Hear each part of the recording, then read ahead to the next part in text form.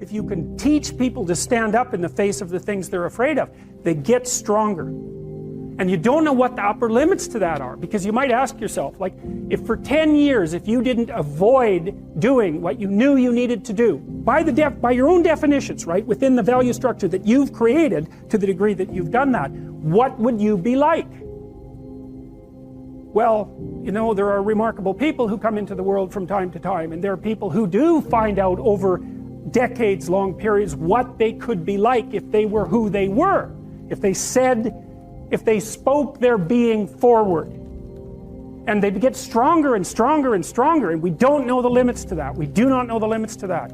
And so you could say, well, in part, perhaps the reason that you're suffering unbearably can be left at your feet, because you're not everything you could be, and you know it.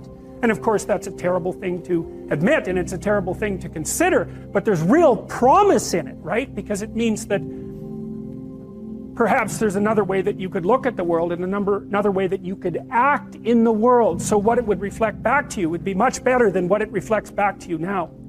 And then the second part of that is, well, imagine that many people did that, because we've done a lot as human beings. We've done a lot of remarkable things, and I've told you already, I think before, that today, for example, about 250,000 people will be lifted out of abject poverty, and about 300,000 people attached to the electrical power grid.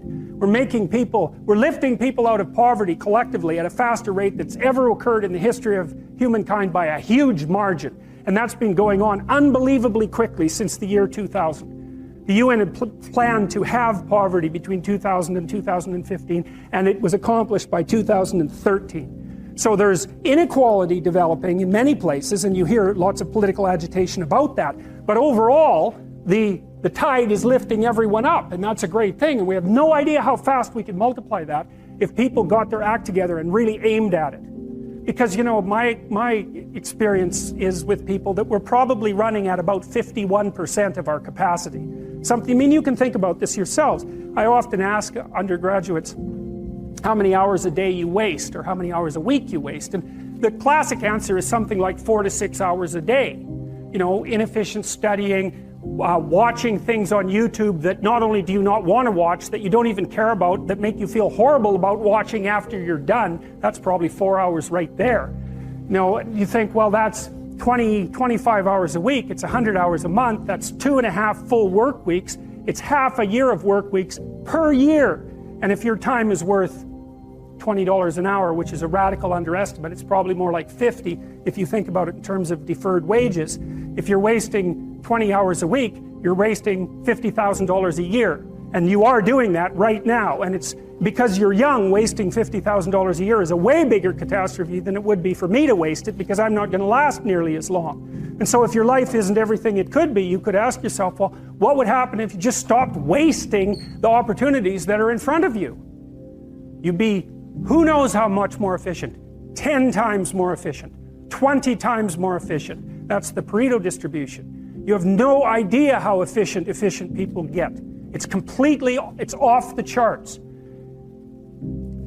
Well, and if we all got our act together collectively and stopped making things worse, because that's another thing people do all the time. Not only do they not do what they should to make things better, they actively attempt to make things worse because they're spiteful or resentful or arrogant or deceitful or homicidal or genocidal, or all of those things all bundled together in an absolutely pathological package.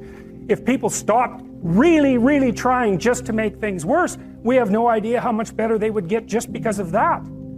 So there's this weird dynamic that's part of the existential system of ideas between human vulnerability, social judgment, both of which are major causes of suffering, and the failure of individuals to adopt the responsibility that they know they should adopt.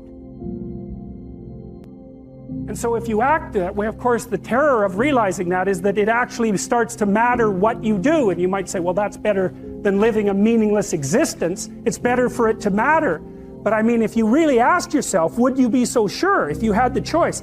I can live with no responsibility whatsoever. The price I pay is that nothing matters. Or I can reverse it and everything matters. But I have to take the responsibility that's associated with that. It's not so obvious to me that people would take the meaningful path. You know, when you say, well, nihilists suffer dreadfully because there's no meaning in their life, and they still suffer. Yeah, but the advantage is they have no responsibility. So that's the payoff, and I actually think that's the motivation. Say, well, I can't help being nihilistic. All my belief systems have collapsed. It's like, yeah, maybe. Maybe you've just allowed them to collapse because it's a hell of a lot easier than acting them out. And the price you pay is some meaningless suffering, but you can always whine about that and people will feel sorry for you, and you have the option of taking the pathway.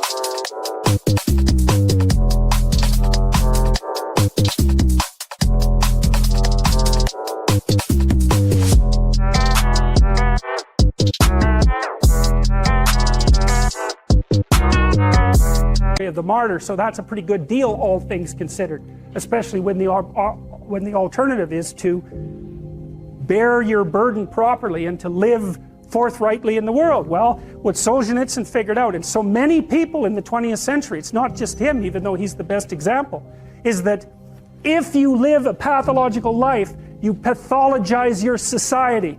And if enough people do that, then it's hell. Really. Really. And you can read the Gulag Archipelago if you have the fortitude to do that, and you'll see exactly what hell is like. And then you can decide if that's a place you'd like to visit, or even more importantly, if it's a place you'd like to visit and take all your family and friends, because that's what happened in the 20th century. You know, we don't live that long, right? And we're really complicated. And it's not easy to learn how to be a person. You know, I mean, it takes you like 40 years before you can learn to be a person enough so that you can get out of your mother's basement. So it's hard. That's half your life before. Well, maybe not 40, but certainly sometimes. It takes a long time to learn how to be a human being. And we're very, very complicated. We're way more complicated than we can understand. You know, and we've been watching each other for a long time, watching ourselves, telling stories about ourselves, trying to draw some wisdom from our self-observations to teach to our children and to our grandchildren and so forth. And we've codified them in all sorts of strange ways in these memorable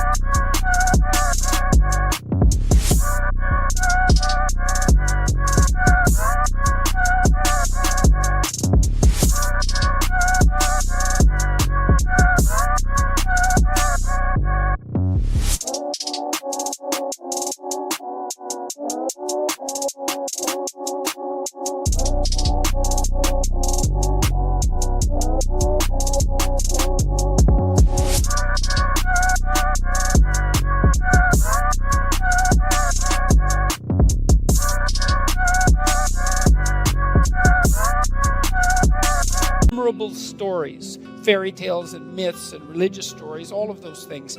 And what are they there for? They're there to remind us who we are, because we need to know who we are. I believe the most important idea that's ever been generated is the idea that men and women are made in the image of God. I think that a culture that isn't predicated on that belief, knowingly or unknowingly, and better knowingly, is doomed to absolute catastrophe. Because there's no reason to assume that there isn't something about us that's of transcendent value. I mean, if for no other reason than the fact of our consciousness, you know, like here we are, we're aware of what there is. And it isn't even obvious that there...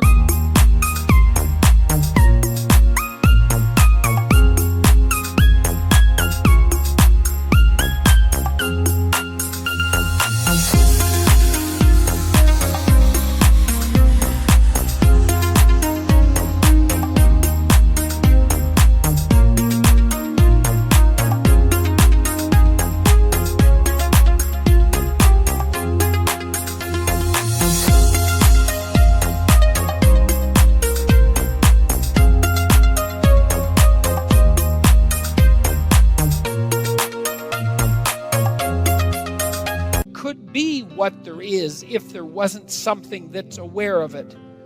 And so our very awareness plays an integral role in the fact of being itself. And metaphysics aside, it's hard to see that anything could be more vital than that, more important than that. And then it isn't only that we apprehend reality, and therefore give it shape merely by our perceptions. It's also clearly the case that we partake in its shaping, and we call ourselves on that. You know that you feel guilty and ashamed when you're not doing what you could be doing, when you're not living up to your potential, when you're not making the most of what's offered to you. You understand at a very deep level that you're breaking. There's no other way of saying it. You're breaking a divine commandment. You're offered this unbelievably rich possibility, and it's there for you to grapple with. And you say, well, I don't believe in such things, in the divinity of humanity, or in divinity itself, or in the divine for that matter. But you can't fool yourself with that kind of argumentation. It doesn't stop you from feeling guilty and ashamed and worthless and disappointed and frustrated and angry and vengeful at the fact that you're wasting your life and you're noticing it, and that you're making yourself much less than you could be, and that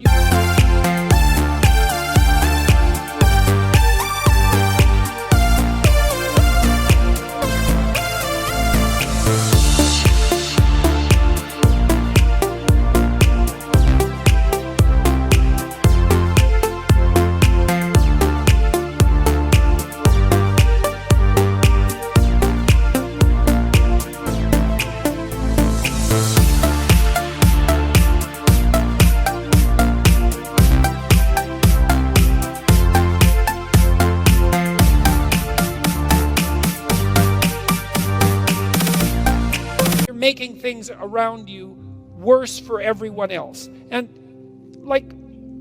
perhaps there's a psychopath or two in the audience who just doesn't give a damn, and who is focused only on instantaneous gratification for their most primordial impulses this moment, right? But it's not a sustainable mode of being, and it's very rare. And so the purpose of religious ideas is to wake us up. It's to remind us who we are, right? It's to remind us that we're imbued with a spirit that can be best described in some sense as immortal. It's the spirit that allows all of us to be conscious, that we all participate in simultaneously, that gives rise to the world and shapes it.